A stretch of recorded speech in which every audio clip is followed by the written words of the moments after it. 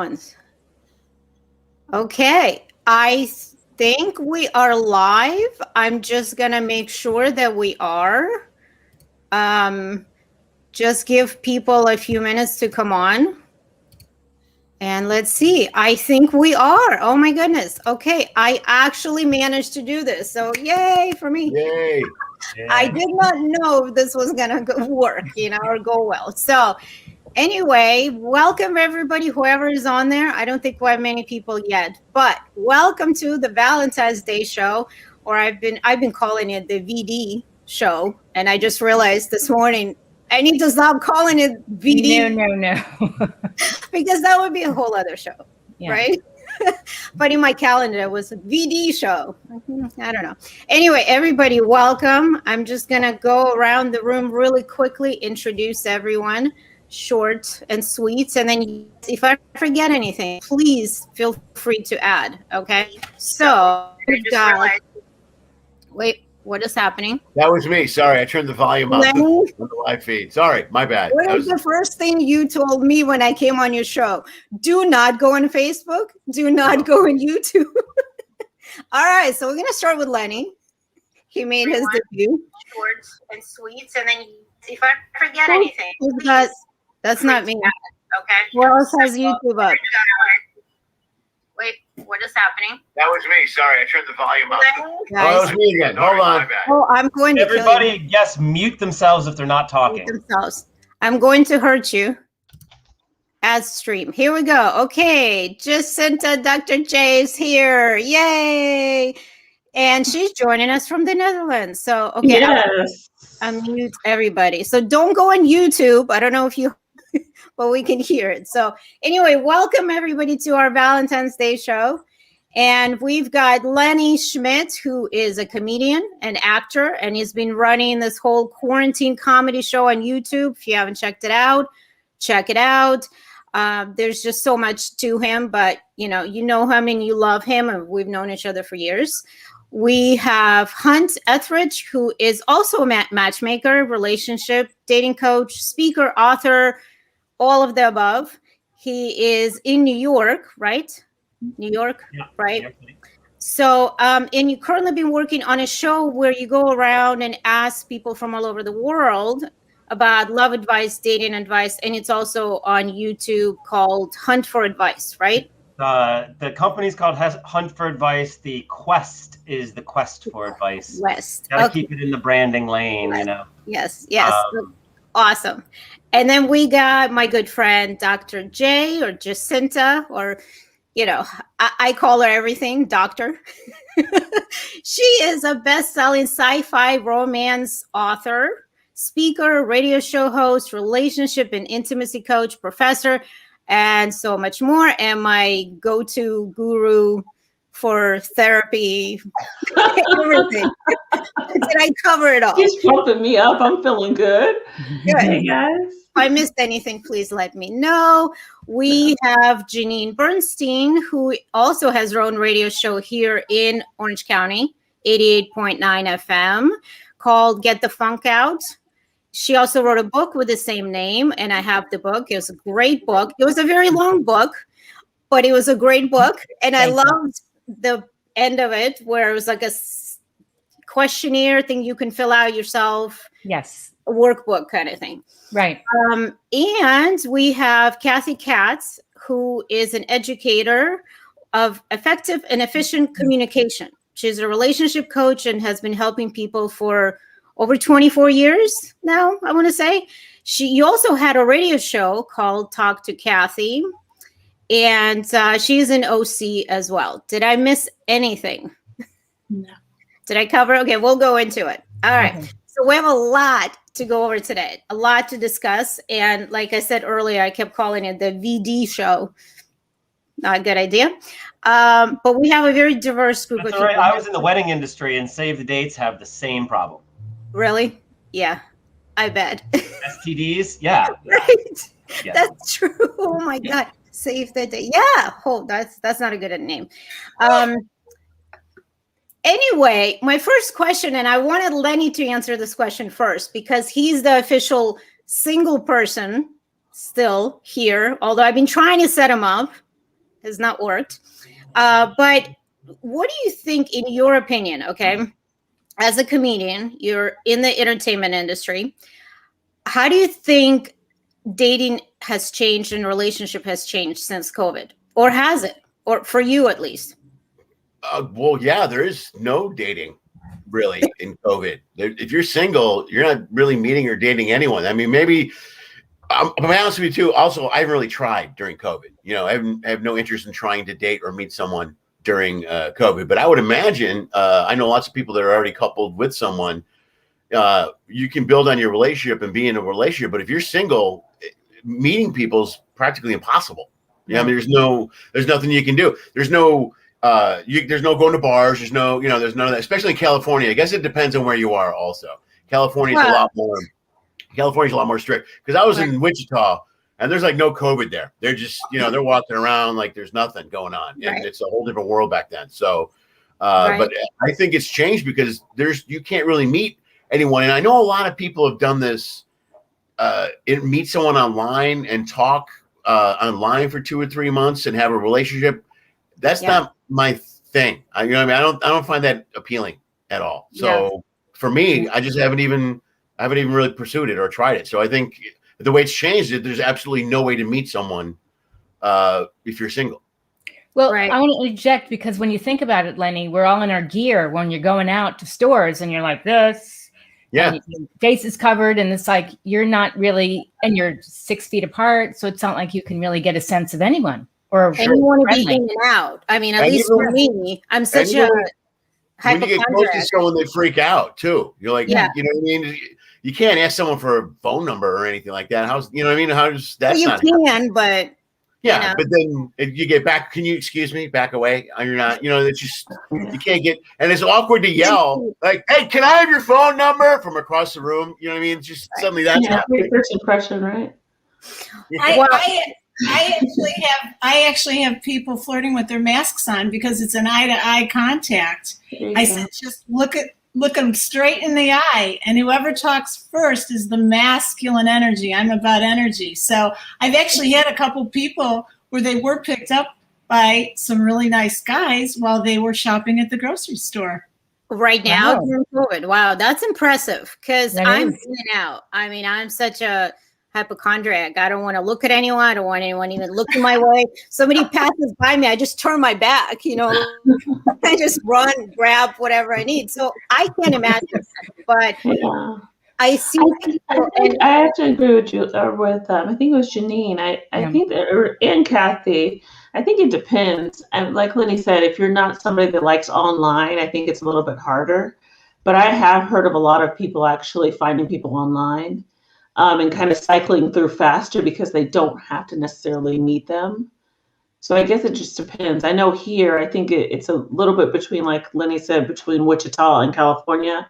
There's some strictness, but there's still people that aren't necessarily listening to the strictness. So I think people are still dating and doing their thing. But I can imagine how hard it would be. That was my question to you, is how are relationships and dating different where you are in the Netherlands and in Europe, because you travel so much, having lived in the United States, most of your life, and then you've been there now for what, 2 years? Yes. 3 years, something like that. So how have you noticed a big difference? Because I know there's a huge difference between Europe, United States, North America, but what have you noticed the difference in relationships and dating? I would say personally with dating, it's definitely a lot different, because people are a lot. In the U.S., even though we're open, I think that Europe is definitely more open. So our rules don't apply necessarily like they do in the U.S. I think we're built on faithfulness so much in the U.S., and it's not necessarily like that in Europe. It's very open, and they don't care. So it's like, I think that for an expat dating, I think it would be a lot harder. Like, for my mom, she's single. And I have a couple of girls that I've met here that are single, and it's a little bit different for them, a little bit harder. But I find them going more to the expat community, trying to date within there, rather than coming into Europe and dating. Although, again, you have some people like myself that found a European and were perfectly happy. But dating is definitely different here. Like I said, a lot of people are going online. And a lot of the professionals don't have time even before COVID to really get out and do things. So people like, Julie are definitely highly, desirable because it's harder to find somebody out here, I think. Oh, I think you meant just me, highly desirable. I mean, you are anyway. Yeah, all right. I'm highly desirable. All right. Our golf courses were open during this time. A lot of golf courses, so there were women that were just going to hit a bucket of balls, and yeah, they're still. It's the only thing that's really open. I mean, I live on a golf course, and I notice, and it's mostly older white males, but when I do see women, I'm like, yay, good job, good for you, you can do it. And then my kids are like, you cannot be yelling at them. There's no cheering in golf. There's no cheering. Right, there's no cheering. I don't know that. Oh, who cares? So I'm standing there at the fence like, oh honey, you can do it, come on, it's okay, take another shot. Well, I think when it comes to, as far as meeting people, like Hunt and I were talking before about recreating performance art, you're gonna recreate where you meet people. You're gonna go to where the people are. If the only place to meet someone is a golf course, you're gonna go to a golf course. Right. You're gonna get you want to meet people. You don't want to just sit in your house and go. Yeah. We got 2 feet of snow right now, so that's pretty much all that anybody's doing. I'm enjoying watching your weather from on TV from California. Yeah, I feel so bad. I'm jealous. I don't think you can do that on YouTube. I don't think you can do that. My brother lives in San Diego, so I get the updates on the weather over there. Oh, that's the worst. That's the worst. That's the worst when it's coming in your face. Pretty. It's so pretty, the snow, and I'm like all nice and warm. This is the first time. My wife is from Puerto Rico, and I'm from Syracuse, so what we consider cold and warm. Syracuse. Yeah, right. This is the first winter and snow that she's actually been able to enjoy, because every other time or blizzard, it's like, I got to commute tomorrow. How much time do I have to give myself? Do I have the right outfit? Is it going to screw up the commute? So at least now, like, I got a fire upstairs. I made a fire before I came downstairs. So my 2 little girls and my wife are sitting upstairs in front of the fire looking at the snow outside. Like, that's awesome. Could be worse. It's a good year for this. Yeah, for snowstorms. So how do you guys feel? I'm kind of transitioning to my next question. I said I have a lot of questions for you guys. And if for once, I'm always the one being asked questions, so this is kind of nice to put you guys on the spot. So how do you all feel? And Cathy and I were having this conversation the other day. I know how I feel about self-help books. How do you guys feel about self-help books? I know, Janeane, you wrote one. Technically it is, right? Yes, I think it was in that section. And before I say anything, I want to hear how you all feel, especially when I know men don't read self-help books. It's all for women. So I'm a little biased because, I'm working on a book that I have a publisher that said this would be a great self-help book. And I refuse to do it because I absolutely loathe self-help books. Okay, Hunt, you can just pulling down a whole library right now. I cannot stand. Mine too. You know what? So I think you have to reframe it. Like, if you're going to write a book, Julia, my book is also listed as personal development. Yes. So and it's like, I'm also a speaker, so I talk about self-care and resilience and stuff like that. Yeah. You have your whole collection. Yours was different. Let me just say, your book was really funny. Number one, it was interesting, and it was a lot of personal stories. So I relate a lot. I'm sure a lot of people relate. Hunt, I'm gonna hit you through the video. But it was that's the kind of self-help books I like. But the ones that Dr. Pat Allen, which I know Cathy she loves her. How to get a guy in 30 days, how to get engaged, give me a break. That's such bullshit. Yeah. I'm sorry. Yeah. Only women buy these books, and we're the ones spending money. So let me give you an example. I had a consultation call with a potential client, and she's ready to cry. She says, Julia, I've read every book out there. I'm following every step, every advice, every rule. I go online, and I'm trying to implement that advice. Doesn't matter because the guy is just like, yo. And I'm trying to so he's yo, what's up? What do I do now? If he's not reading the same book, what the hell is the point? Right. And she's like looking in the book. What do I do when he says that? She's like, yo. see my, or hey, pretty lady. Lenny and I were just talking about this on his show the other day. Hey, pretty lady, that's all you could have come up with? Like, this is your first message. And here she is. She's got like a whole, Excel sheet of what to say, when, and how long to wait before she does this. Poor baby.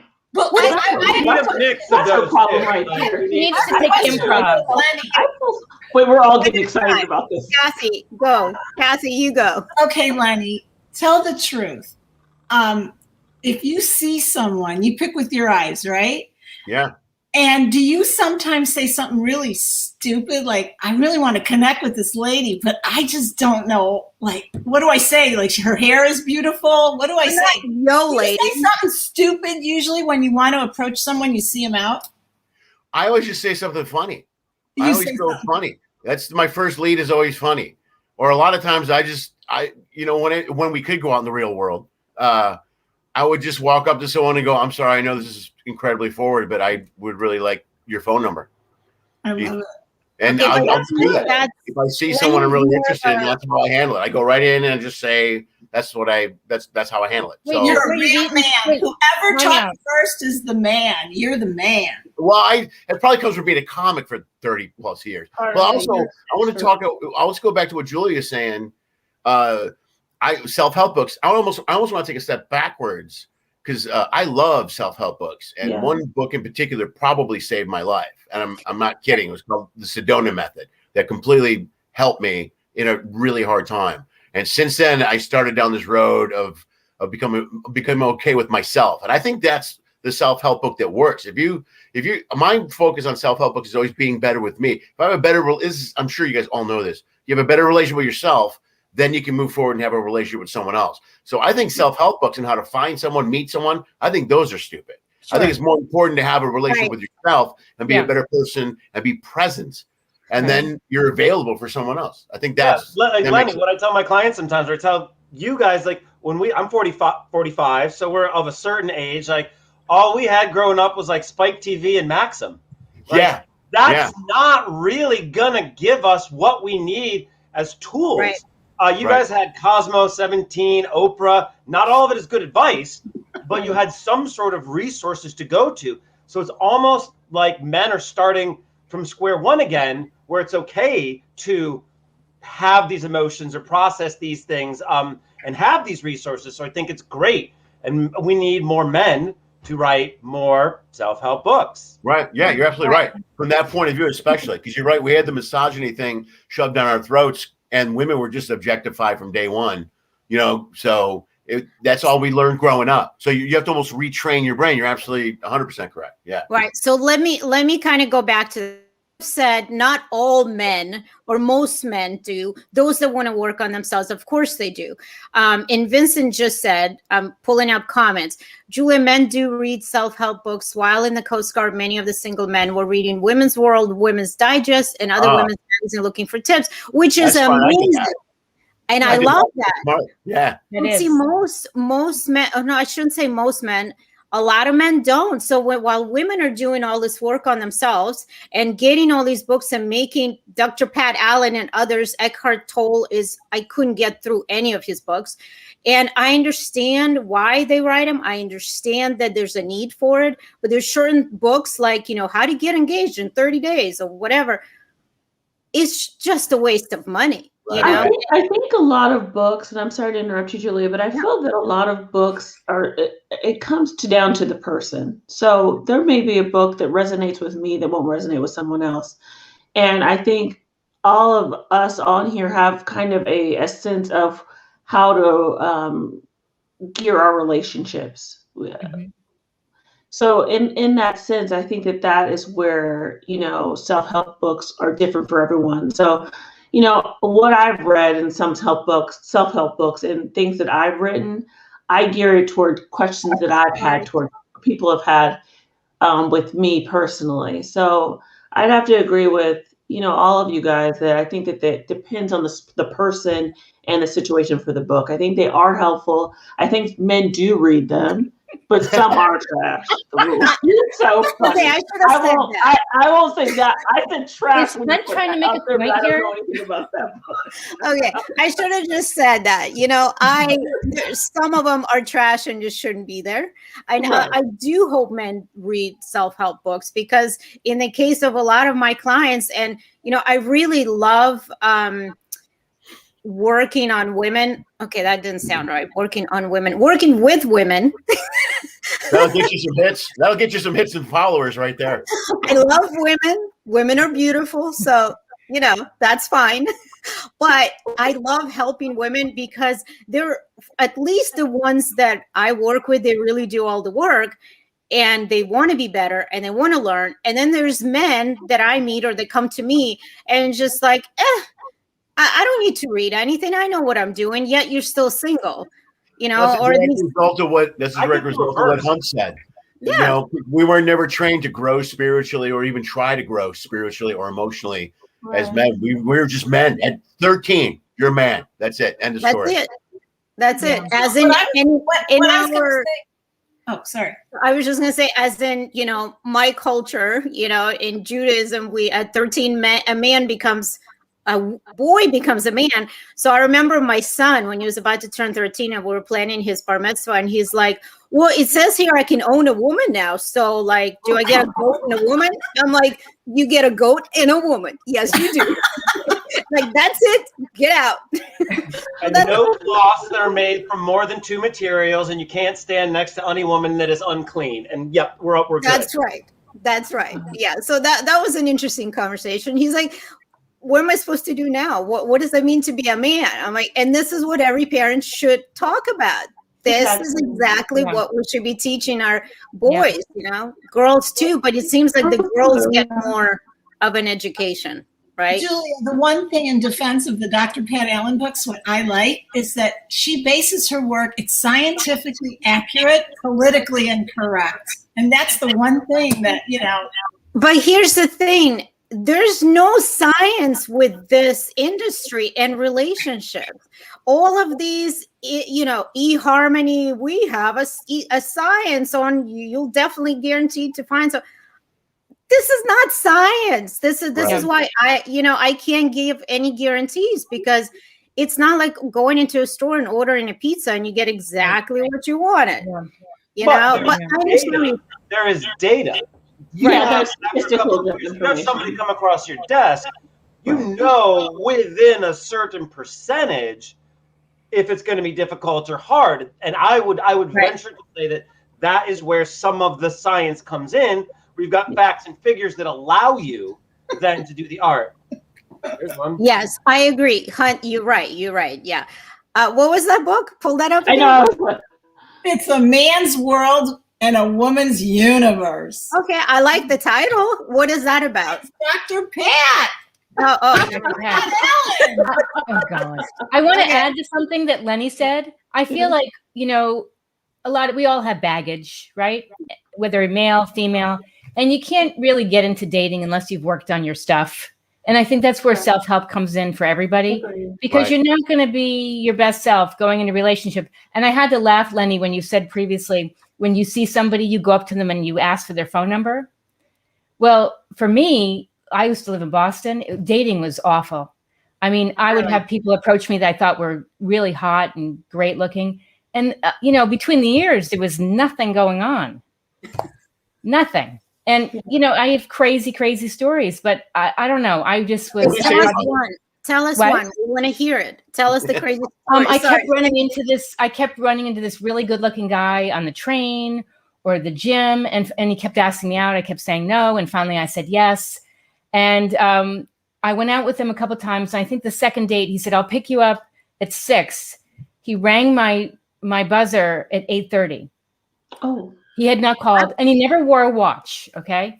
And was he a liberal arts major? No. It's just how he was. He's like, I don't wear a watch. And, so he showed up, and I would not let him in. And I threw the buzzer. I said, by the way, do you know what time it is? He says, no. I said, it's time to get a watch. Okay. And wait, I didn't.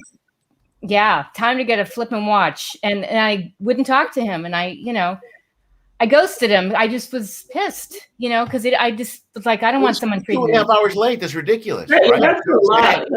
That's beyond ridiculous. 10 Exactly. minutes. The phone number thing backfires sometimes. The last time I did the phone number thing, it backfired horribly. Yeah. And What happened? This was in a bar here not far from my house, and I saw this girl from across the room, and she was with a guy, and she got up and went to the restroom. I said to the guy, "Hey, I don't want to be forward. Are you on a date with her?" And he goes, "No." I go, "Do you mind? I'm going to ask her for a phone number." He goes, "Go ahead." So she came back, and I said, "Hey, I would like to get your phone number." And then he ended up leaving, and then she came and sat with me to have a drink, and it turned out she was just blotto, like just drunk off her mind. So now she's with me, and I'm like, oh my! And the guy kind of pondered on me, right? And he disappeared. No, I'm with this girl who's completely just wrecked. I mean, wrecked. Awful. And I got friends with me, and then I go. He was a ride. This guy just left her there. Oh no! So, Wow. yeah. So now I'm He's like, yes, she's I not go- mine. I know. Yeah, right. Exactly. There you He's go. running away. He's all happy. And I'm just sitting there going, why are you running? And he's just running away. So now I'm like, I go, well, I'll get you an Uber. And I'm like, I can't throw this girl in an Uber. And I just can't. So I ended up getting an Uber and taking her back to her place, making sure she got in the apartment building and get back in the Uber and go back to the bar. So my whole night spent babysitting this drunk girl who I had no idea who she was. And I don't know how I didn't pick up she was drunk early enough, but it just happened. The second I realized she was drunk, it hit me. I go, oh man, I'm This is why. I bet they were dating too. And he was like, yeah, I'm out of here. He was, afterwards, I think it was the first date. Yeah. Yeah. What- Wow, that what a Kathy? good guy though, Lenny. I have to give you props for that. To Yeah. go all that extra Yeah. mile. Like a lot of guys would have. I mean, I won't say a lot. I won't, because I don't like to harp on men because I think that there's some horrible women too. But there's some guys that would have taken advantage of that That's situation. right. Oh, So for sure. that's For really sure. amazing. Oh, she invited me in. And I'm like, I'm not. No way. This just gets Yeah, better. no. and better. But Lenny knew what he wanted. Real men go after what they want. Right. And women get what they want by knowing what they don't want. Women know what they What want. they want. I'm Women like, wait, get what say they that again. want by knowing what they don't want. I don't want a guy that doesn't have a job. I don't want a guy that. Yeah. Sure. Agreed. I don't think Hunt agrees. No, I think it's good. As long as one doesn't lead with that. Like, Right. well, nice to meet you. Well, I don't want a player. I don't want someone that disrespects the Sabbath. I don't want someone, But obviously, yeah. Well, what I say is like it's two sides of a coin: the coaching and the matchmaking. One side is to find the people that are right for you as quickly as possible. The other side is to identify the people that are wrong for you as quickly as possible. Also, so you're not wasting time and effort and energy and bandwidth and psychic, energy on them as well too. So yeah, you want to know ASAP if this is not the person you're looking for. Yeah. Well, and let me add to that and tell me if you feel the same way, Hunt, because over the last probably 10 years, I realized that I will not take any people on for matchmaking if they're not going to do some kind of coaching with me first. And I have tried to pawn them off on other people because I'm a terrible coach. I even told, hey, that I'm like, here, you handle it. No, my coaching consists of what the fuck are you doing? You now stop what you're doing. And then it's like it doesn't go Not necessarily bad coaching. It just doesn't go I do over the well. same thing. I just look like this when I do it. or for my email, clearly you could try something else. You're a lot more patient. I don't have the patience for it because if they know what they're doing wrong, and we've discussed it multiple times, and that is the biggest pet peeve of mine, not just of clients, of people in general. You come to me for advice, I give you advice, and you do the complete opposite of what I just That's told you. mostly men, mostly women, or across the board. It's not men. No. Men are really good. I never get the men that like that. It's only the women that are like that. The Right. men, Lenny, like men are dumb. We're like, I'm broken. Fix me. I don't care what. You're an idiot. Yes, I am. Just give me the tools. Tell me what I need to do, and we're good. It's a lot easier once you embrace the fact you are an idiot. It helps. Yes. Women. I've had women. Same thing. Like they pay me thousands of dollars. I'm sitting there telling them, and they're like, Nah. I don't think so. I'm like, bitch, you hired me. Like, I know. I hate to say that, but I think because nowadays we're all so independent and we're all feminists and we all have our own careers and we think we know everything because we've gotten this far, right? We have great careers. We've climbed the ladder on our own merits. And I think it's really hard for some women to admit that not only have they been doing something wrong, but that they have to change some things. And I think it's easier. It's really easier to work with men for sure. And then, then my husband is like, well, why don't you understand me? Like you say, it's so much easier to work with men. And, why do you still not understand how I am? I'm like, oh, it's not that I don't understand. I just want to change you, but it's not happening. 20 women want to change men after the wedding, and men pray that women won't change after the wedding. That's exactly it. Right. Yeah, men marry women, or women marrying men hoping they'll change, and men marry women hoping they'll never change. But and that's why those relationships have problems in the end, because people are. It's a misconception and this honeymoon phase that we have during dating and meeting that we pretend sometimes that we're somebody else. I've never been that person. I'm like, this is who I am. I'm crazy. So if you love it, you love it. Take it or leave it. Like, we're still good. Yeah. But, I think that's the thing. I think that sometimes we try so hard, and that's where I'm going to help Julie out right now. That's where sometimes I think these self-help books can go wrong because people have a problem relearning self because they're like, I've read everything. I know everything. I'm great. I'm like, okay. And I guess I'm in between. I have a little bit of patience. Smile. Ask questions. Right. Neutral advice. That doesn't if it says smile, one could conceivably be like, hi, I'm Hunt. It's nice to meet you. Would you like the shrimp? One's not going to do that, but you read all of these things. It doesn't tell you how to go about it. You walk up to her confidently. Well, how do you become confident? Right. That doesn't exist in a lot of the advice. But I teach women to flirt for 5 seconds and they feel like a prostitute when they get to 3. I said, just keep holding it those next 2 seconds. You got to signal the guy that you're interested. And if they don't look at you, they're either not interested, they're married, or they're gay. So what entails this flirting, this 5-second flirting? Are they doing this or what are we talking about? It's just not keeping your mouth shut.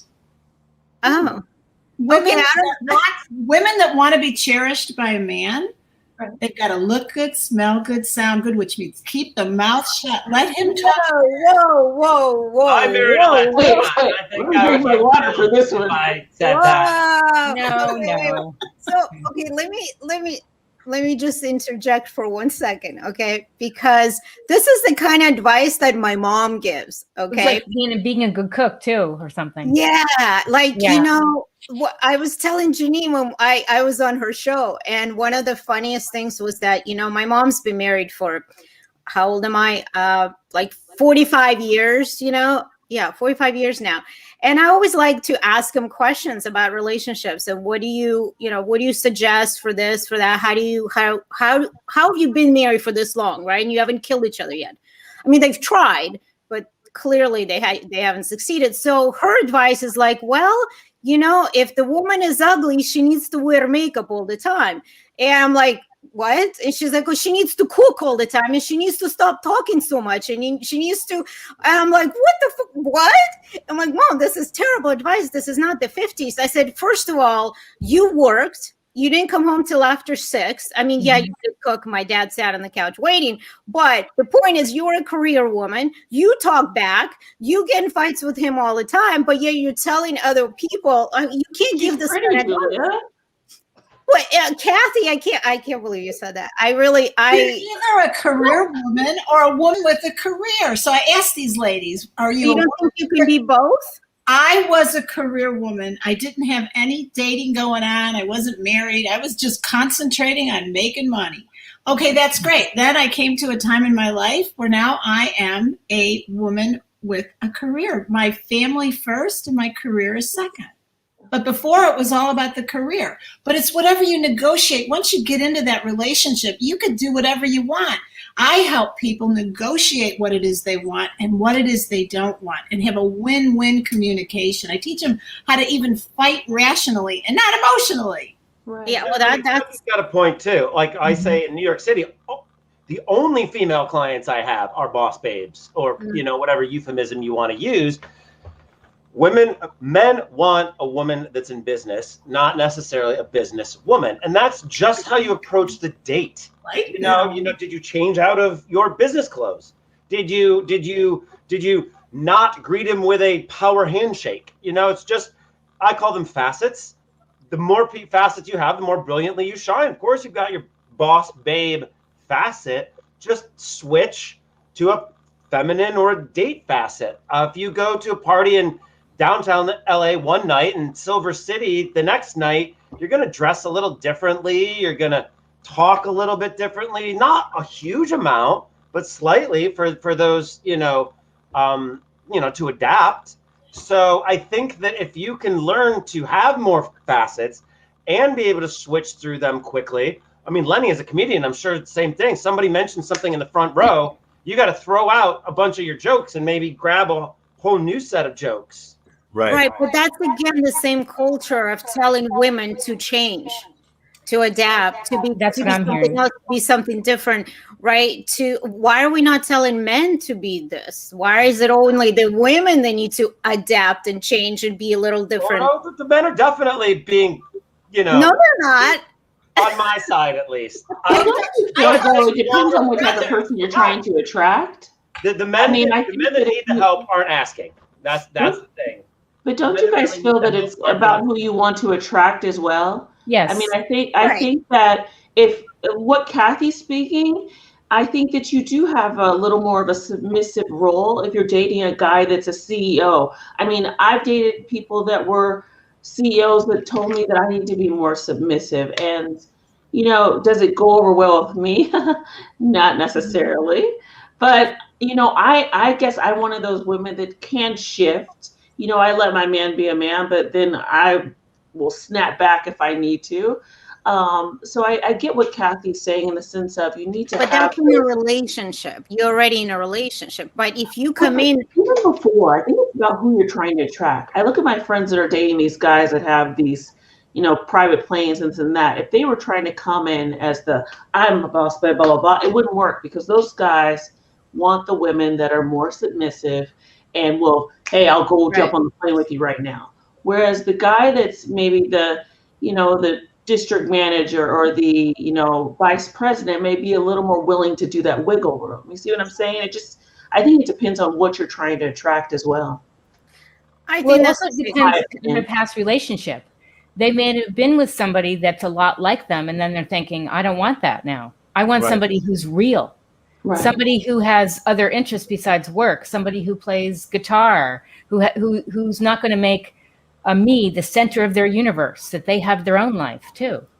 I think that's important anyway in dating.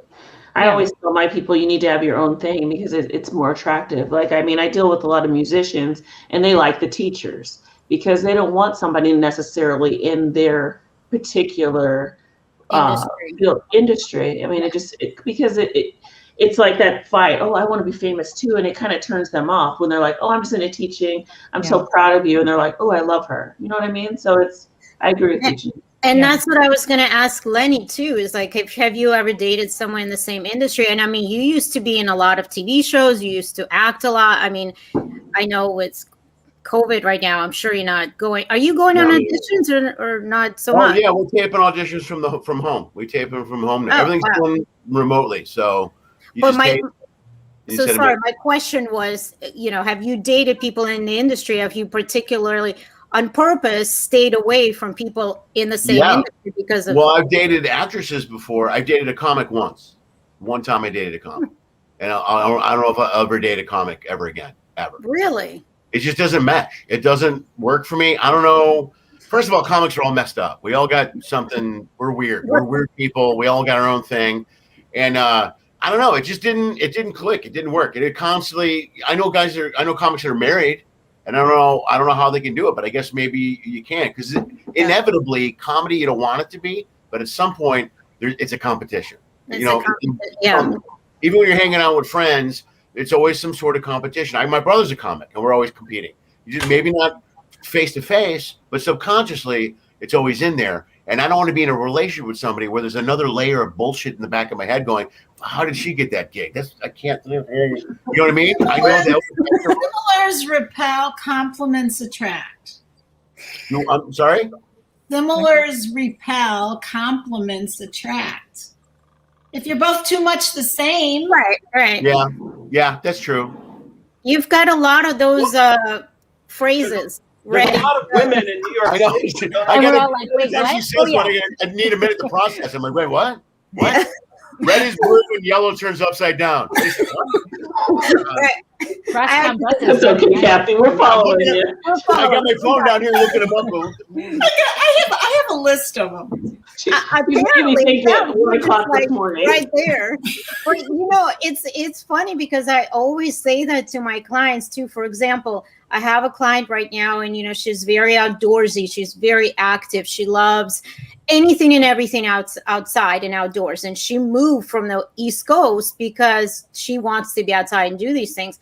And so it's really hard to present her profile when these men are like, oh, wow, she surfs, she mountain bikes, she this, she that. And then they're like, one guy's like, well, I don't even ride a bike. I'm like, yeah, but it doesn't. I'm like, well, that's really sad, number one. But two, which I shouldn't talk because I could barely ride a bike. But I keep saying, you don't have to have 100% of the same interests and hobbies. That's not what she's looking for. She wants a partner. And they get so like, ooh, I don't know, you're intimidated. And I'm thinking, just because she likes doing this, she's not going to drag you to do every single thing that she likes to do. So that's been such a hard thing too, is when they see these women that have more of the, athletic, male, whatever things that men are typically into, sports and active and all these X sports or extreme sports, whatever you call them, they get very intimidated. And I'm trying to get them past that. Like, just because she likes it doesn't mean that she's going to drag you to do all this stuff, My husband sold his ski boat when we got married. I helped him sell it. And he goes snow skiing once a year for 24 years. I hate it. I'm from Chicago. We negotiated a deal. I'm not going to do something I'm not comfortable. You're from Chicago. You got to have a winter sport or you go crazy. Are you crazy? Or do you have skiing in Chicago? Bowling. Bowling. That was it. What? And watching the Bears. Every time I talk to Lenny, my kids are like, you got to hang up the Cleveland Browns or the Cleveland Indians and just rub it in his face. I'm like, rub what in his face? They've never won anything. What are we rubbing in his face? Yeah, Cleveland's the only city I got any bragging credit over. You can't throw the Browns at me. Even the Bears can beat the Browns. I'm fine with that. Seriously, yeah. But anyway, what are we talking about? Let's get back on track. Well, let me ask you a question, Julia, because it's stuff that I run across a lot. Yeah. 1982 was the last year that more men graduated college than women in the U.S. And it's getting larger and larger, the difference each year. So I have these boss babes in New York City smashing heteronormative behaviors and glass ceilings, and they're boss babes and VPs, but they adamantly refuse to date down in their work. They will not even consider someone that makes less money than them, knowing there isn't anybody anymore above you. So it's so funny to me. Like, I could get yelled at for this too, but it's like women want to be equal when they do and not when they don't. It's a phrase sometimes. Right. It's just so frustrating to me that they're so far beyond what, like, this is exactly back to what you're saying, complementary. You want to find a complementary person. You get two type A narcissists in the room together. It's not really a good recipe. Quality works at the bank, but not in the bedroom. I love her. That's another look at that. Wait, I'm gonna start counting, and next time we're gonna drink every I'm time. gonna start writing these down. I know. All right. A Cheers. shot for every time Cathy gives us something to remember. Okay, I gotta go get the whiskey. Okay, I'm gonna drink my water because on the West Coast, it's 3:00. Well, almost 4. So I'm on the East Coast. I'm fine. I'm way fine. Yeah, Okay, right.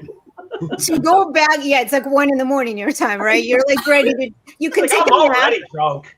take a nap, Jay, and then come back. I know, right? But Hunt, 100% is what I go through as well. I think it's probably 2 to 3 times a week where I have that conversation that you don't need. First, women don't want to date anyone that doesn't have at least a master's, at least. If they, and I get it, but And college degree means nothing if you Right. don't have common sense. You're missing out so many amazing people that have had life lessons that are better than any book that you've learned. Okay, what is that? What Wounded Woman. Wounded Woman? Who's that by? Dr. Linda Leonard. Okay, and I'll play this game with you. I want to see how deep your collection goes. I'm down. And I'll drink my water. love and respect. Okay, enough with the books. Wait, but why did you bring that book up? What's in that book that you want? Oh, Is that what she talks about? yeah. Well, she talks about women that, they either had fathers that were alcoholics, fathers that commit suicide. They didn't have their daddies that were in the military. They didn't have daddy to protect them. So when women don't have daddy to cherish their feelings, he's like the umbrella. They got to go out and they've got to be their own umbrella, and they got to take care of themselves. And they go out in the world and they're not going to attract the guy that they want, right? And usually women marry 50%, 51% like their dad, or 51% not, because daddy's the first love affair. So I don't know, these women are very masculine.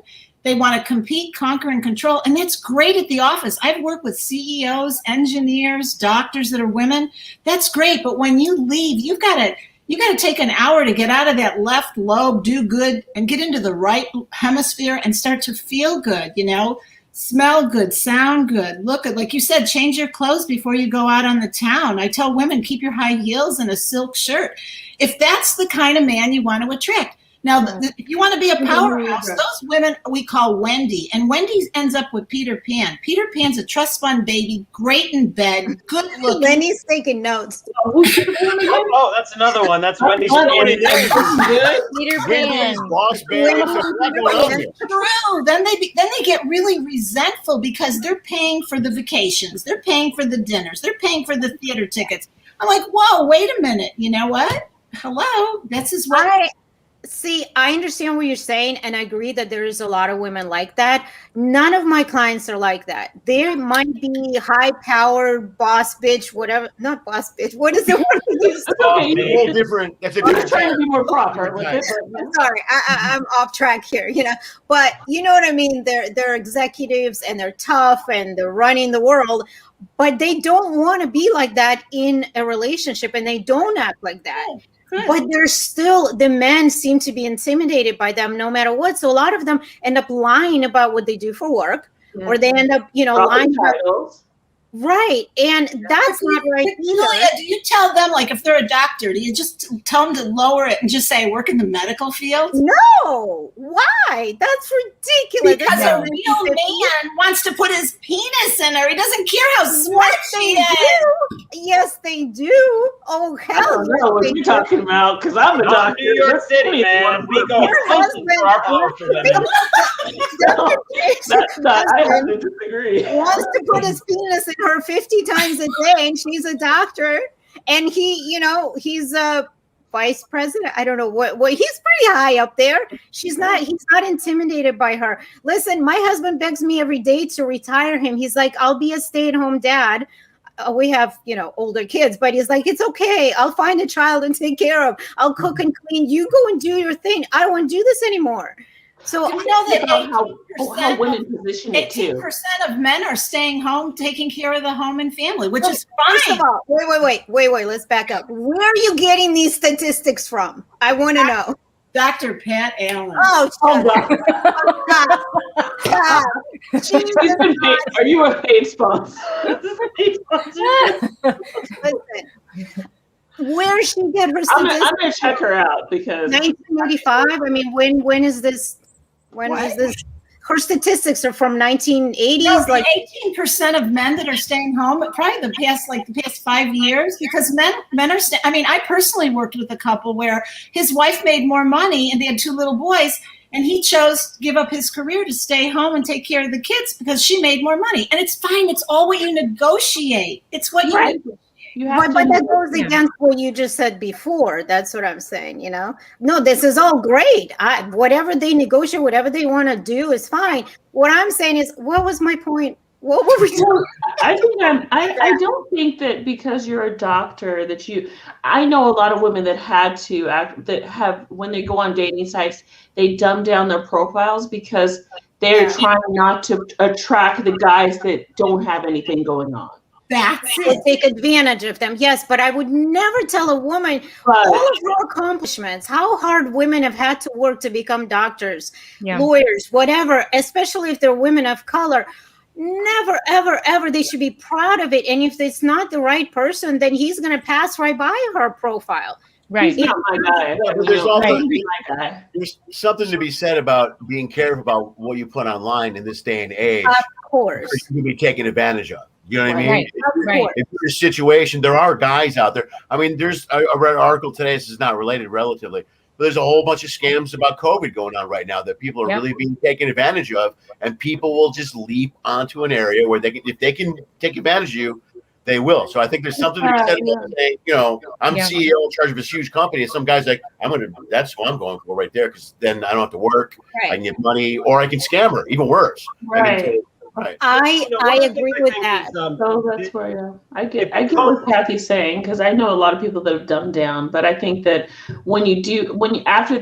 I always say after a couple dates, kind of tell them, see where they are, and that's when you kind of give more information. Yes. Right. But leading with, I am a doctor. It's kind of like, oh. Right. Would you like some pasta, Sally? It's Dr. Sally. Thank you very much. Okay. I'm not saying do that, but it's okay to say you're a physician, you don't have to say, I'm a nurse, but really you're a doctor, it's just, I don't know. I'm in the medical field. Yeah, you don't have to have too much information. I agree. Doesn't a woman want to have a little mystique? Don't you want the guy?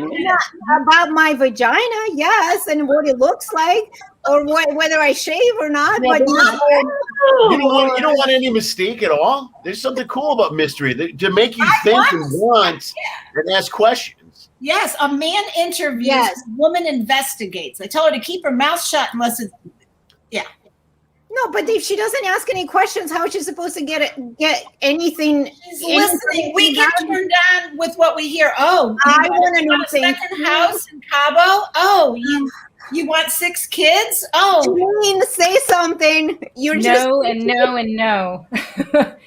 A couple things. First of all, I grew up in New York, and I remember at one time working in New York, and we used to call the women barracudas in suits, and they were very difficult. Right. And I know that at the end of the day, it doesn't really matter if the person you're looking for has a doctorate, an MBA. You know what it matters? That they're there for you when the shit hits the fan in life. Yeah. That's it. Because are they going to be there for you when you lose a parent, when your dog dies? How are they going to act? Because people think that what the person makes and the car they drive, it's all bullshit. Right? I met my wife when I was unemployed. I highly recommend that, because then you know that they're never. That's why they make chocolate and vanilla. Come on. Yeah. And I think you need that's to be a whole yourself. other subject. You lost me Chocolate. on that one. Wait, I'm lost there. Let me drink my lost water. you. I'm trying to see if I can figure it out while I drink. I don't even want to write that one down. I'm not even going to write that one down. Wait, what do you mean by that? Because when you say that, I'm thinking like I love black men. Are we talking about that? Chocolate? I was just waiting for that to come up. That's why we have choices. That's why they make chocolate and they make vanilla. I like 54 chocolate. minutes to say that. Choices. Yeah, you're right, Kathy. Really? I think it's just You know common. I've got to feel cherished. If a guy doesn't cherish my feelings, Cool. it's not going to work. Obviously. Yes. Yes. And I respect my husband. I look up to him like he's the big man on campus, unless he asks me to do something immoral, unethical, or illegal. Or it's something that has to do with trash. Wait, what? What did Hunt say? No, or something taking out the trash. I'm like, well, no, like, And I said sexual. Wait, so Kathy, you're Catholic.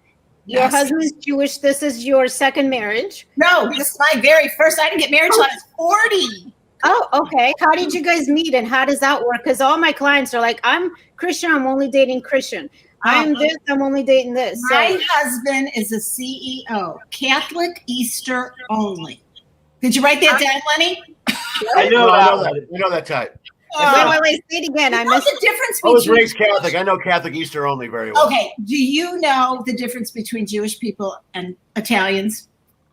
20 pounds. 20 pounds. That's the difference 20 pounds? between us. 20 pounds. What? What? I've never heard of that one, but that's a good one. A comedian told us that when we were dating back 25 years ago. So,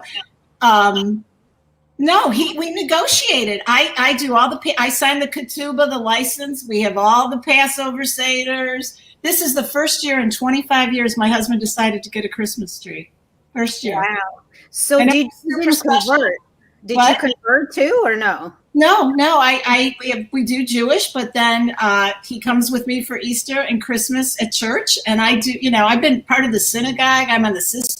Wow, that's amazing, and it Well, works. that's about love, right? It's about, That is. like you said, you negunegotiated and you loved each other, so you came together and negotiate. made a compromise. Communication is Intimidate important. people Communication. and don't seduce Yeah. guilt. We negotiate.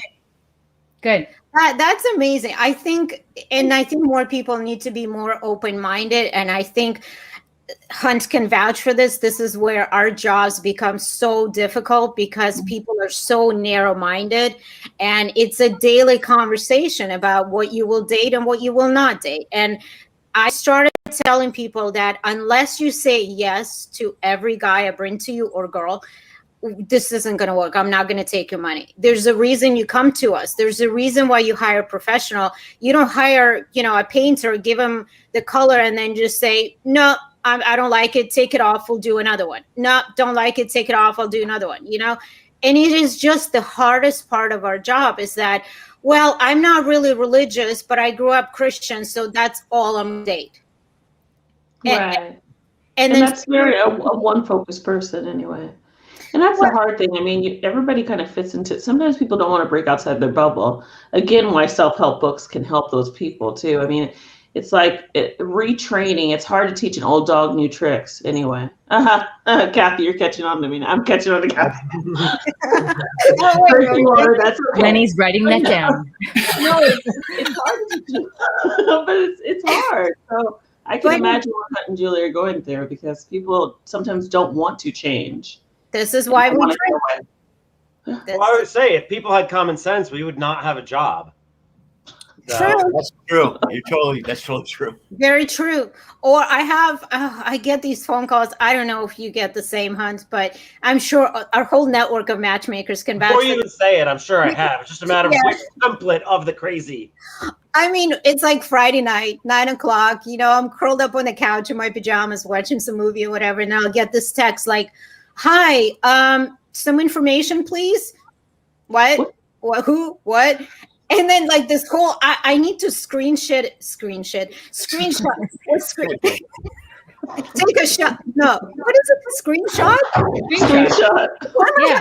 I like yours better. Let's put it on Urban Dictionary and get you to like trademark it. That is not in the Urban Dictionary. I can vouch. I know there's things I say. She's like, what? the text back and forth, like, please tell me more about your service. Hey, dude, it's 9 o'clock on a Friday night. I'm a little tired. Here's my website. Have you been to my website? Yeah. Okay. And then, you have to strike while the iron's hot. So you basically got to choose, do I blow up my night or go after even a potential sale? Not even a guaranteed sale. Oh yeah. Today I was walking around with my daughter in my hand. Like she's sick, she's crying, talking on the phone on the other one. No, I get it. No, but see, it's like being a personal trainer for dating. Yeah, that's cool.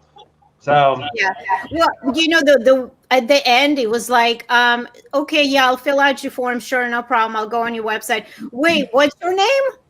To me, to me, I'm like, I'm sorry, what? You called me, you texted me, you've seen my website, matchbyjulia.com. You've read through the whole thing. We've been chatting and you still don't know my name?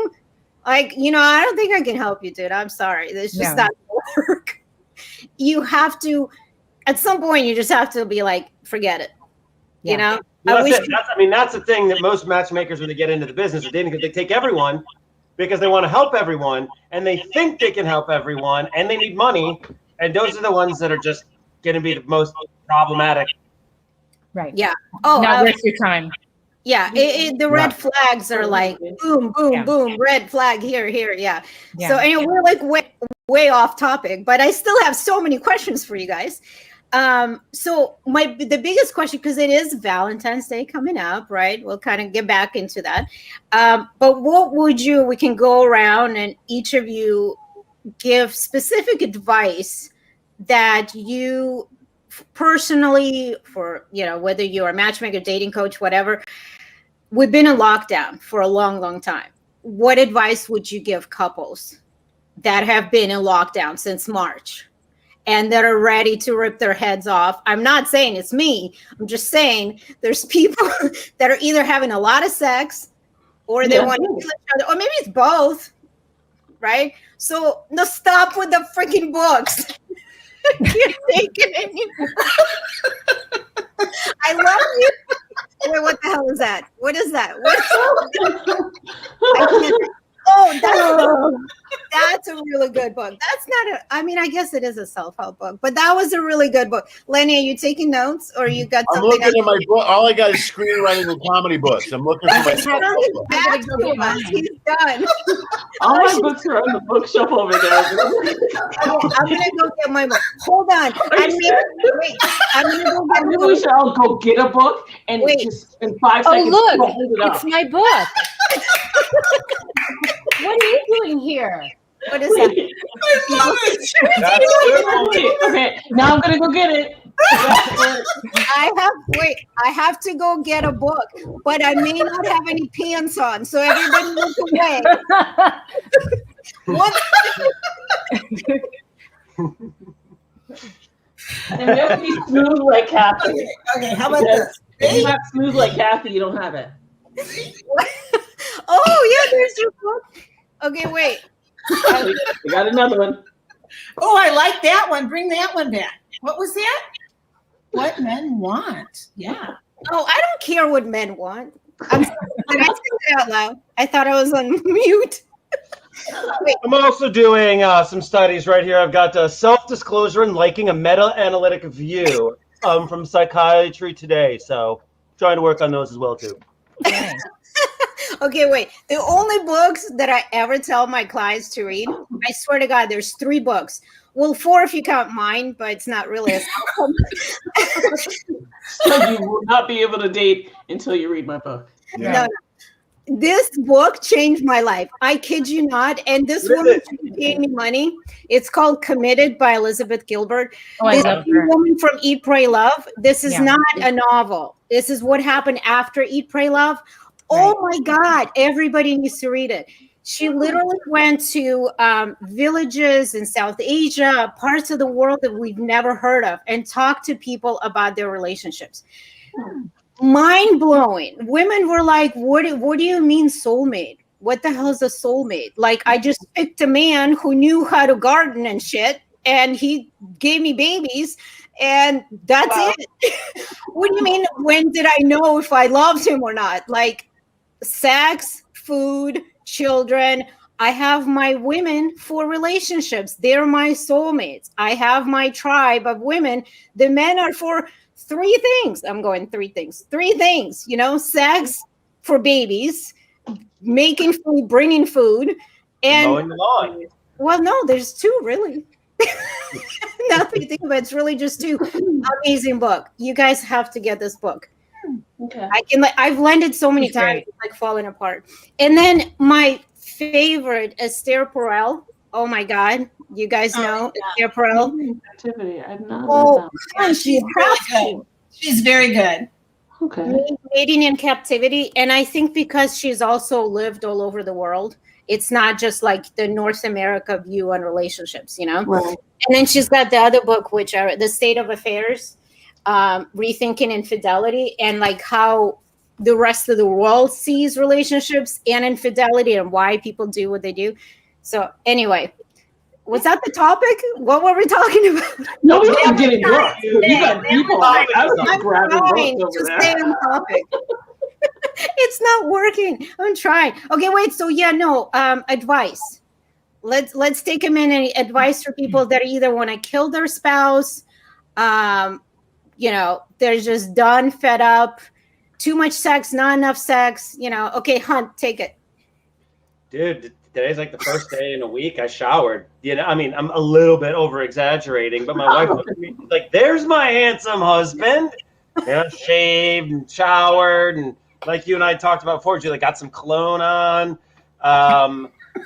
Because it used to be you'd see each other business professional for 5 days out of the week and scruffy and unshaved for 2 days out of the week. Now it's completely the reverse, even if you get to see them put together for 1 day a week. So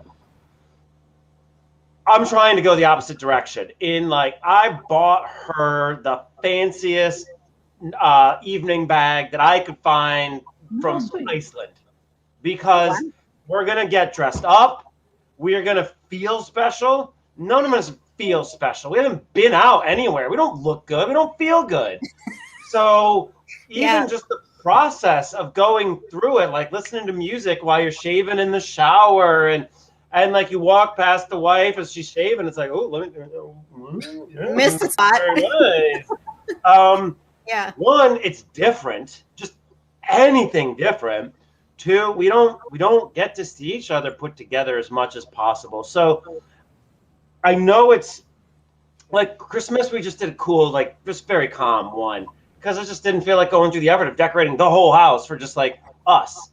My wife was sad because there isn't a lot to look forward to or a lot to bring the joy in, and she wanted to kind of do it in the other direction and just go balls to the wall. And how wait, the two of us, wait, back up. Balls to the wall. What does that mean? Oh, come on, people! You ever heard of balls to the wall? Yeah. Ask Julia, Cathy, she knows. What does that mean? Ask Cathy, she knows. I don't know that one. See? Okay, I'm not the only one. So, anyways, my point is throwing balls to the wall and they come back, right? Instead of just going out for dinner somewhere like we would pre-COVID, like we're gonna do a picnic in front of the fire. We're gonna dress up. I'm gonna get her a really fancy present, because I want her to feel fancy again. I want her to think about the time that she's going to use it. I want her to think about what she's going to wear with it. All of these are creating what I call positive emotional drama in the head, at least. So it's not just sort of the gift that goes along with it, but it's like, we're going to do this, like, again. Like my wife and I have jokingly said, like, we're definitely like making out with strangers and running topless when like this is done. Like, we're just going to see some people again and, like, hang out. Butt naked and run. Or, like, an open relationship. I just want to go to a German beer hall and be sweaty and like, be, like, beer being smashed on me and, like, hundreds of people singing together and, like, being able to, like, make out with some drunken Austrian or something like that, Got it. Okay, good advice. So keep trying, do different things. Okay, anyone else has good advice? I mean, I'm looking for like fresh new advice. Good stuff. This is good, Hunt. No, this is good. Good. Very good. Go on. That's a terrible way to button that conversation. After Hunt goes for 5 minutes about what he would do, we go, that's great. I'm looking for good advice. Anyone here got maybe? Okay, you know what I mean. That was awesome. Something else. Okay, Janeane. Yes. I think sometimes you have to give people space. We are so cooped up. And I know it's great to be romantic and everything, but I'm always encouraging my husband, like, go for that bike ride. And we definitely have time away from one another because you need to go out and do something for yourself. You got to have outside interest because it just kind of boosts you up, and we need a boost. And if you are butting heads, it gives you a chance to have some kind of space. So whether it's riding a bike, I mean, we're in California, so I could go kayak or anything, whatever. And I actually was fortunate enough in November, I took a class. It was a motorcycle class because I always wanted to learn how to ride a motorcycle. And we wore our masks when we didn't have our gear on. But this was my time to myself. And I couldn't be on the phone. I couldn't have my phone on. And it was great. I felt like I had a vacation. So I would say do something. Mother's and Father's Day. Exactly. What? We did. Yeah. We did something. That. Yeah. We did 4 hours. We got 4 hours. What's your gift? 4 hours. Right. And this is with a 3-month-old and a 3-year-old. So it was like, I will take 4 hours and I am out. Yeah. I would love, I think that's such a great idea. I would love to take a motorcycle class. I'm not allowed because apparently you have to learn how to ride a bike first. I don't see why. I'm sure I could do a motorcycle. I don't understand, but that's my problem. It's a balance thing. Wait, how do you not see why on that? Julia, I'll talk to you later. Because you can take the 3-wheel bike. You can do the 3-wheel. Yeah. I took the 3-wheel first, the Can-Am Riker. I'll talk to you later about it. Yeah, no, that's awesome. But can I just say that Janeane's husband is like really hot. And I saw him, we were talking about it earlier. I saw him at her book signing, and he's standing there like leaning on a book wall, just casually, whatever, in his leather jacket or something. And, I'm not typically into Jewish men. I mean, I've been married to one for a while. So like, I want to go the opposite, spectrum. But I was like, God, that guy's hot. Like, I'd love to set him up, and then he goes over afterwards and he like gives her a kiss. I'm like, damn it. Good for you. Damn it, I'm married. No, good for you. Anyway, go on. So I have some advice too. I think that this time has brought around a lot of people. Like you said, people have been together for so long and they're having issues that are coming up. I think people always try to ignore the problems. And I think that it's a good time to acknowledge the problems and try to work on them. Yeah. So rather than ignoring the red flags, this gives you an opportunity to really try to work through it and see if your relationship is salvageable. And also work on repairing it. So that's what I would suggest. Start working on repairing. There's some comments here that, so balls to the wall, go hard, go fast. Thank you, Vincent. Even I know what balls to the wall means. Okay, good for you. I did. There's a lot of sayings I'm still learning. I mean, hi, Robin. Those are my Patreon fans. Robin's great. Yeah, she's her and Vincent too, right? Is one of your that's fans. for my Yeah. No, these are stalkers. They're right outside my window. Such a fine line, right? Such a fine line. These days, yeah, absolutely. Oh, that's funny. So I know it's like way past 1 in the morning for Jay. So I'm gonna like wrap this up. I'm gonna try to, but we can keep talking. If anyone has to go, obviously, you guys go. I got a few sips left, so I need a couple more from you. Let's do it. Okay. So I was thinking about this, like the questions that I would want to ask you. One of the things that I always ask people, what is the best and the worst advice that you have ever gotten? Not given, gotten. So I have my own and I have a whole list, but I want to hear from you guys. So who wants to go first? Like best and worst. It could be anything, life, relationships. Well, like I told you, my mom's beforehand, that's really honest helped me because it helps you understand the mentality of human nature. My mom taught me, doesn't matter where you get your appetite as long as you eat at home. And I think it acknowledges the fact of what exists in the human brain married to the oath you took. You know, and it has helped. Like, dude, you're always gonna look.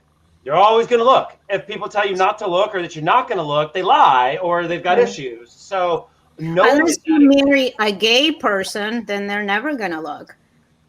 You know, like if you married someone who is, you're heterosexual, but you marry someone who's gay, they're never going to look at another woman because, you know, they're gay. So. They're going to be looking at something. Yeah. Hey, other men, something. right. Yeah, something. That might be fun, though. I don't know. Well, so is that best advice? That's my best advice, just because it lets you understand. Like, you're not animal. You choose one person. It's not done. It's not over. Like, of just your brain activity. And the worst advice is, don't worry, it'll happen. Or I love the one, you know, if God is meant for me to have a partner, or if this is meant to happen, it will happen. Okay, so just sit on your couch and don't worry about it. Well, there's that joke, like, right, this guy in a flood, they say, come on, there's a flood. No, God will save me. Up, goes up the second floor, boat comes by, come on. Nope, God will save me. Keep rising, goes under the flood, and helicopter goes by. No, God will save me, I'm good. Dies, goes up to, he's like, God, where were you? He's like, I sent you a boat, I sent you a person, I sent you a helicopter. So, you know, we got to see it in front of us too. Right, you got to put in a little bit of effort, right? Not just sit back and like, you know, it'll drop from the sky, you know? So, okay, who else has great? I see Jay's about to fall asleep. It looks like we're like I'm doing so good. What are you talking about? Okay, what's your advice? Good, best, and worst that you got? I think my worst was, if you're gonna do something, make sure it's far away from home, and that was one of my. And I was like, wow. Like, when I was getting married, I remember one of my mom's friends. Hopefully she's not listening, but her advice was horrible because the sad part about it is it's the thought of some people, right? I mean, you know, already thinking about, it's okay if you cheat, just do it far away. Just don't tell anyone. But I think that to Hunt's point, I think that maybe she was trying to go more that route. I'm trying to give her the benefit of the doubt, but her advice was horrible. The best advice was my grandma, and she said, you know, just be yourself and be honest, and you'll track who, you know, and feel your energy, because I am intuitive. So I go by energy of people. So if it's not clicking, you know, it's not clicking, and don't try to force it. So that's just my. I think that's good. Yeah. That's good. I like that. Yeah. Who else wants to go? I've got one. Yeah. Worst advice, and I'm not going to name the person who told it to me, was marry. Please do. No. Oh, I can't. Marry for money, not love.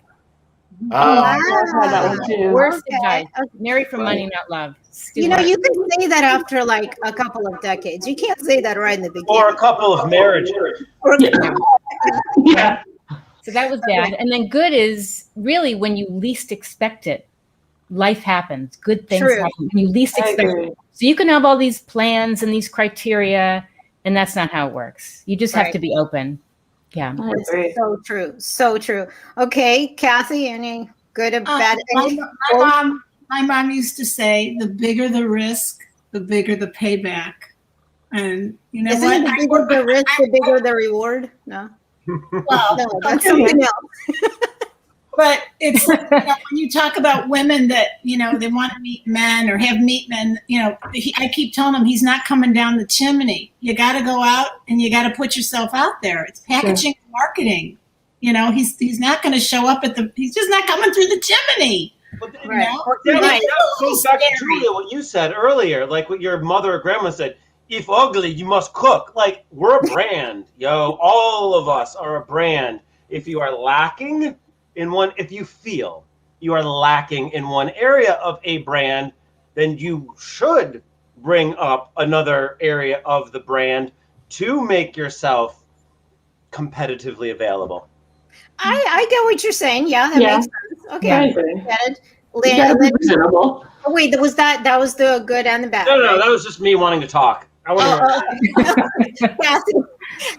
And the bad? No, you said the good. I said the good. I don't know. The bad one I got to think about. Okay, we'll come back to you. Lenny, do you have the worst advice you got and the best advice? Yeah, the worst advice I got was when I was married and my marriage was falling apart. And a friend of mine said, my ex-wife used to do this. We'd get mad. She wouldn't talk to me and give me the silent treatment.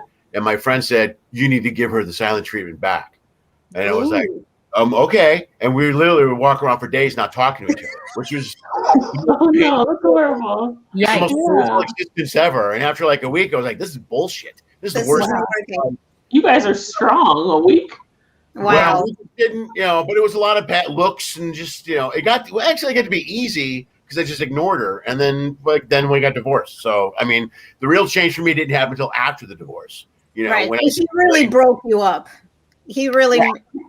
It was all the therapy and self-help books came after the divorce. We went to couples therapy, but it wasn't until, this is a side note, but therapy doesn't work until you're honest. And I wasn't honest until after the divorce. And therapy is very similar to this. Yeah, it was more about, and then it became more about what's wrong with me or what's my problem, not how can I live with these fucking people. That's what therapy was before for me. I was like, how can I live with all these crazy people? And the best advice I got was probably after. Wait, to me, it's all again these self-help books about dating and meeting someone. It doesn't seem that difficult to me. The best advice I ever got was just to listen. It was just to listen to someone. And when I meet someone, I listen to everything. I want to know where you're from, what your job is, what you do, what your interests are. I'll listen to absolutely everything and then engage. And I can tell through that conversation whether or not there's a connection.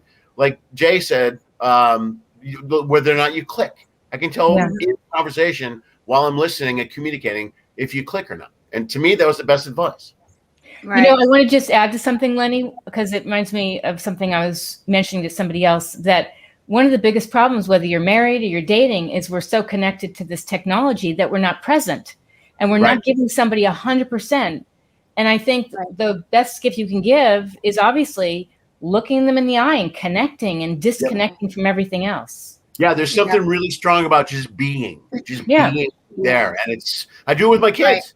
That's how I approach things with my kids. And the kids are the same way. They put their phone down and we'll connect, and we're lucky that way. Yeah. That's the hardest thing. I remember years ago when we first got a smartphone. I don't know. How long ago did we get a smartphone finally? 87 years. Yeah. For me, it was maybe 5 years ago. No. And I remember my son at school, he was little and he went, yeah, mom does this a lot. They said, what does mom do a lot at home? Whatever. I was like, oh shit. Like really? It hurt. Like it really hurt. So from then on, I was like, as soon as they're in the door, my phone, because I was so hurt by what he said, and he's like, yeah, mom, I was just joking. No. Damn it. But a joke is a very serious thing, right, Lenny? Yeah. He really, So I have to put this comment from Vincent. He goes, define stalker, just in case. Who wants to take sounds that like Vincent. Who wants to take that one? Then I'll do my worst advice and best advice. Just stay 50 feet away and it doesn't count. Okay. But wow, the rules are different in New York than LA. Yeah, apparently. That's funny. So everybody ignores that question. They're like,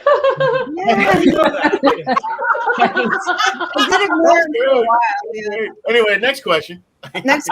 So, and it's funny because I was thinking about my own best advice and worst advice. And what I always tell people is that stop asking people for advice.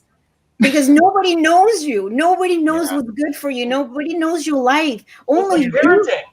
Yeah. It's more advice rather than advice. All the advice I got about parenting was stupid, and it had nothing to do. That's what I'm saying. You gotta listen to everything out there and just take a little bit of here, a little bit from there, a little bit from here. Try to make your own thing that works for you.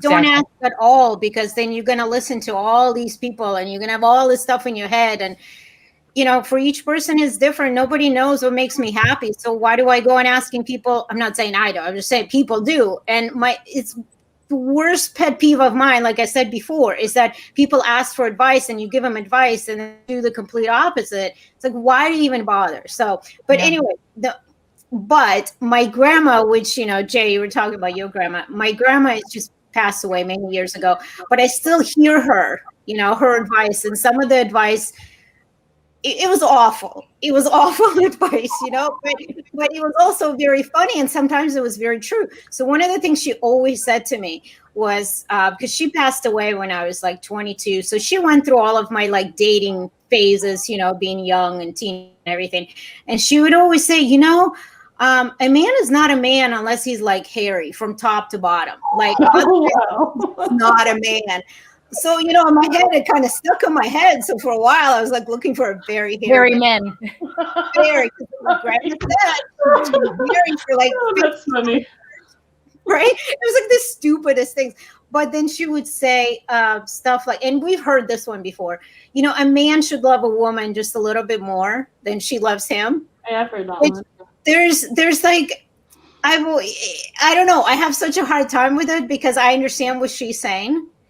But also, I think it's really kind of dumb. Well, that's some of the fun difficulty of it, is trying to take that advice, know what it means, and try to like suck the marrow from it and be able to say it in a way that it'll make it applicable to yourself. Right, for yourself, right. But then she would also say, but I'm like, okay, well, Grandma, what about like that's in heterosexual relationships? What about in homosexual, gay relationships?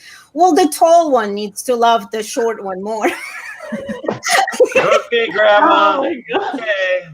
Or then she would say, you know, the ugly one needs to love the pretty one more. I'm like, why do you assume there's always a tall one and a short one? Oh man, I wish I would have met your grandma because she's hilarious. If she would have lived till I have my business, it would have been the most hysterical videos, the most hysterical advice. I mean, it would have been all in Russian, but it would have been so funny, you know, and that's why I tried to record. It better. It would have been so much better. And I was telling Lenny last time, like, it was Janeane that I was talking to. I have a memory of a 2-year-old, so I apologize. But that's why I take notes, like, about everything, because I have no memory. And it's not all the weed. It's not that. Only that. Right. My kids are not listening. But I forgot what I was saying. What was it? This happens a lot. Your grandma. Videos from your grandmother. Grandma. Yeah. Grandma, and how you smoke weed. Okay. Right. So I was telling Janeane actually that I've been trying to record my parents. I just walk into their house and I take my kid's GoPro and just kind of hold it down here, but like, you know, like inconspicuously, you know, and for a while they just denied that they just thought of holding something, you know, but it's like constantly recording them because it's when they don't know they're being recorded. That's like the most hysterical things, you know, like, who was I telling you the other day that my dad like called me out of nowhere? I was about to get on a call with a client. He goes, "Oh, I have relationship advice for you." I'm like, "Oh, okay, this is great," you know. And then he goes, and this is for my next book. And he goes, "Yeah, did I tell you the time that I almost sold your mother?" Oh, you told me this. I love it. And I'm like, I think I told Lenny too. And I went, wait, I got to get on a call, but I really want to know what this is about. He goes, relationship advice, sell your mother. I'm like, wait, first of all, I want to hear the story. I guess they were on their honeymoon or something in Georgia. And, this famous soccer player, he saw my mom and she was gorgeous. She was young. She's still gorgeous. But, she had short Diana haircut, Princess Di, and blonde, green eyes, skinny. She had mini skirts like all the time. Even when she was pregnant, she wore mini skirts. And so he saw her across the table. And I guess in the Middle Eastern countries, that was like the norm. I don't know, maybe some other countries too, but not ragging on Middle Eastern countries, backpedaling now. And he was like, how much for the woman you with? And my dad's like, oh, that's my wife. We just got married. Oh, you sure? Like, how much you want? And my dad's like, yeah, no, I'm okay. And he went back, And then later my mom's like, well, what happened? And he's like, well, he asked to buy you. And she's like, for the night? Forever? What was the cost? What was the cost? So my dad's like, my advice is sell your mother, sell your wife.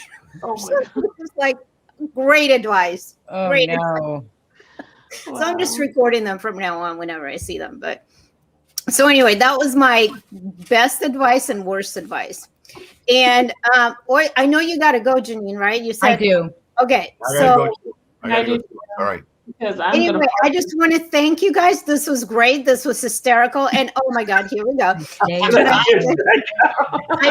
that one. We're going to pull out all of our books. Oh my goodness. Don't forget mine. Don't forget mine. I know, right? Oh, look. There's really shitty advice in this one. There's smut in this one. Oh wow! You are fun. Oh my God. How many do you have? Jesus. I mean, he's the answers right there. But are they the right answers? You know what? Like you said, I feel like you have to make things applicable to yourself. Pull from everything and make it work for you. So that's it. Like some of these books too. I've got like The Art of War by Sun Tzu, or business books by David Drucker, or the Win Friends and Influence People. It's trying to find the different pieces from all sorts of advice books the world over, and how can we translate it in the way to help our clients. You know what? Right. The beauty is we're all sharing our gift. Everyone has one, and we're sharing it. And you know what? It's like a diet. I tell my clients, go with the person you get the best results with. There's so many diets that they're out there, right? So go. Next time we'll do a show with just Cathy and her saying. That's all it's going to be. Just Cathy. Drinks with Cathy. Out there. I'm ready, Cathy. Let me know. Drinks with Cathy. Where everyone does a shot when Kathy says a slogan. Dude, I love am down. That's going to go down. Just go to talktocathy.com, schedule an appointment with me, and I've got a list of them. Sure. You know, good, because she's really going to ask you. The hard question. Julia, thank you. This was so much fun. This is great. It was fun. So much. This was awesome. Thank you. I love talking to you.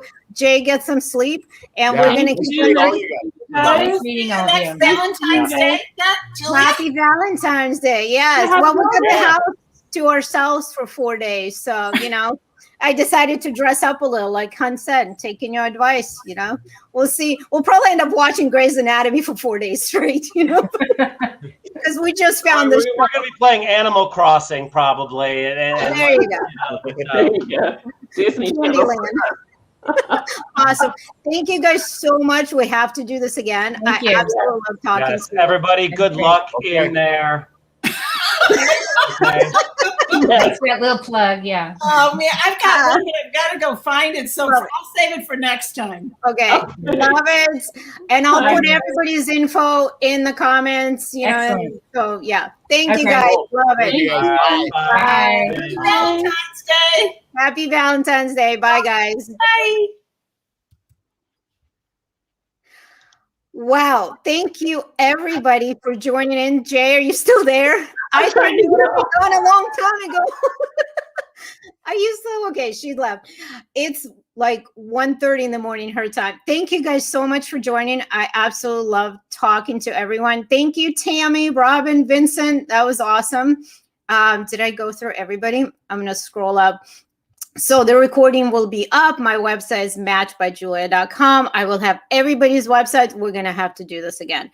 Thank you guys for joining, and happy Valentine's Day, whether you're single or not. And if you are single, call me. I'll help you.